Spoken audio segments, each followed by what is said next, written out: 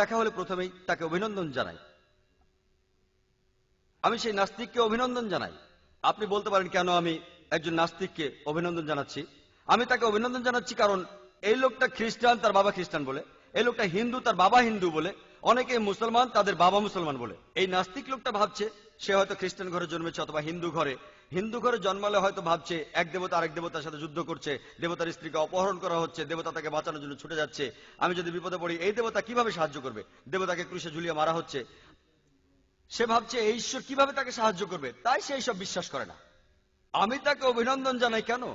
কারণ ইসলামিক শাহাদার প্রথম অংশটা সে বলে ফেলেছে, লা ইলাহা, কোন ঈশ্বর নাই।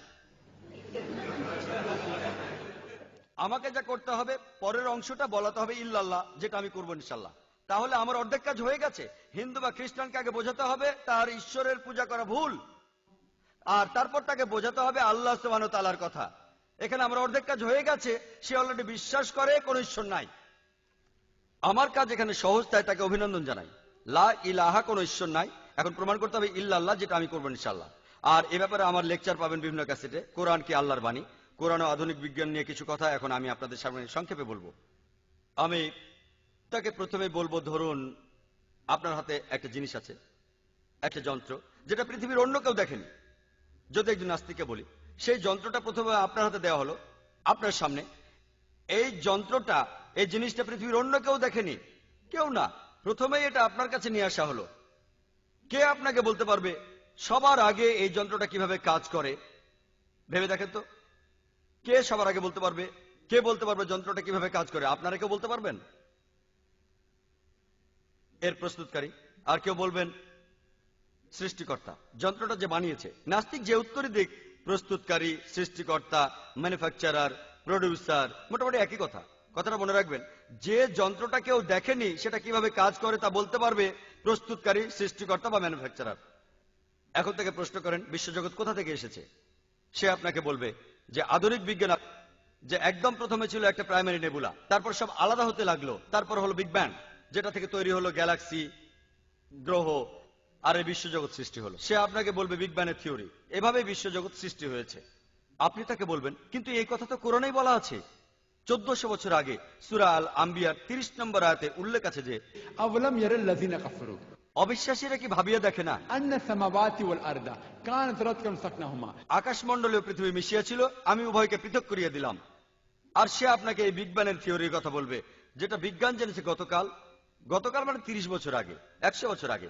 কোরআন এই কথা বলেছে 1400 বছর আগে। আর এভাবে কে বলতে পারে? সে হয়তো বলবে এসব আসলে হঠাৎ করে মিলে গেছে। আচ্ছা, মানলাম। এরপর আসি, তাকে প্রশ্ন করবেন এখানকার সব বস্তু কি অবস্থায় ছিল বিশ্বজগৎ সৃষ্টির আগে? সে বলবে এসব গ্যাস ছিল।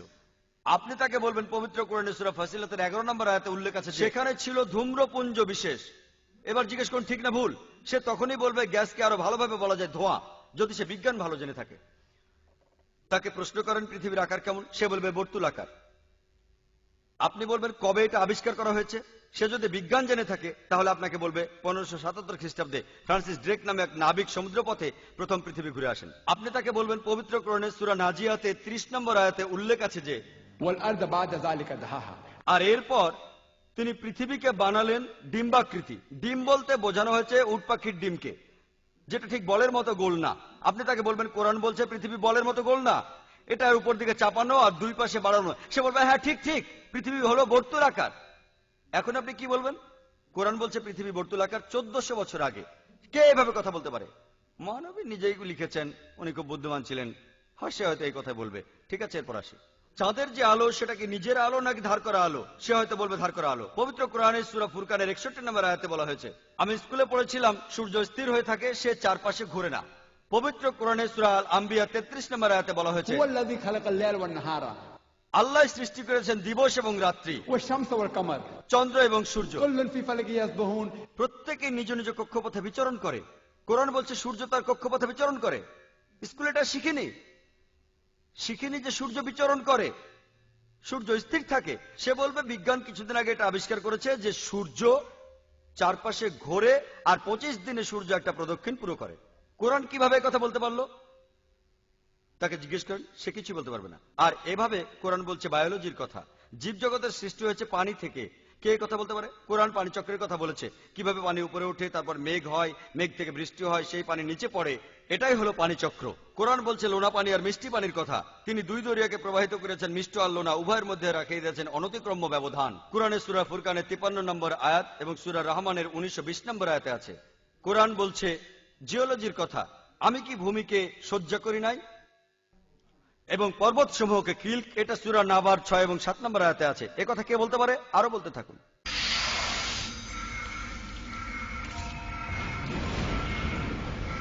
এখানে একটা উত্তরই সে দিতে পারে, সবকিছু হঠাৎ করে মিলে গেছে। থিওরি অফ প্রবাবিলিটি, এটা হলো সম্ভাবনার সূত্র, হঠাৎ করে লেগে যাওয়ার সম্ভাবনা। ধরুন আমি একটা পয়সা টস করলাম, আমি যে ঠিক বলবো সেটার সম্ভাবনা হচ্ছে 2 ভাগের 1 ভাগ। হেডও পড়তে পারে, টেলও পড়তে পারে। আর যদি আন্দাজ করে মেলাতে চাই, তার সম্ভাবনা হচ্ছে অর্ধেক, অর্থাৎ 2 ভাগের 1 ভাগ। যদি 2 বার টস করি, আমি 2 বারই ঠিক বলবো, তার সম্ভাবনা অর্ধেক গুণ অর্ধেক সমান 4 ভাগের 1 ভাগ, অর্থাৎ 25%। যদি 3 বার টস করি, 3 বারই আমি ঠিক বলবো, সেটার সম্ভাবনা অর্ধেক গুণ অর্ধেক গুণ অর্ধেক সমান 8 ভাগের 1 ভাগ, অর্থাৎ 12.5%। একইভাবে যদি প্রবাবিলিটি থিওরি দিয়ে কোরআনকে দেখেন যে পৃথিবীর কতগুলো আকারের কথা একজন মানুষ চিন্তা করতে পারে, একজন 30টার বেশি চিন্তা করতে পারে। এটা হতে পারে বর্গাকার, হতে পারে চ্যাপ্টা, হতে পারে চতুর্ভুজ, হতে পারে আয়তাকার, হতে পারে ত্রিভুজের মতো, হতে পারে বর্তুলাকার, 30টা আকার।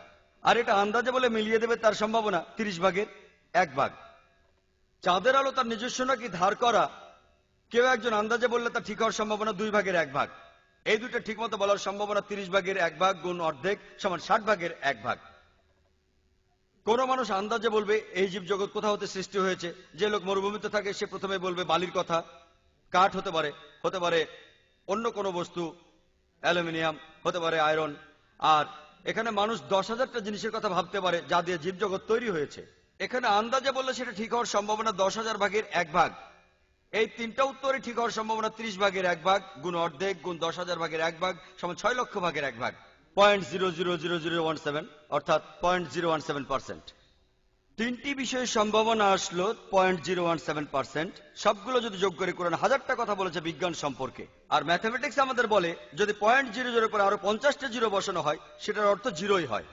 তাহলে কোরআনে সবকিছু আন্দাজে বলা হয়েছে, তার সম্ভাবনাও জিরো। কে এই কথাগুলো বলতে পারে? তিনিই বলতে পারেন, সৃষ্টিকর্তা, প্রস্তুতকারী, ম্যানুফ্যাকচারার। এই সৃষ্টিকর্তাকে আমরা বলি আল্লাহ সুবহানাহু ওয়া তাআলা। এটা সংক্ষেপে বললাম। বিস্তারিত জানতে চাইলে আমার ভিডিও ক্যাসেট দেখুন। কোরআনকে আল্লাহর বাণী। অনেকভাবে প্রমাণ করা যায় যে কোরআন আল্লাহর বাণী।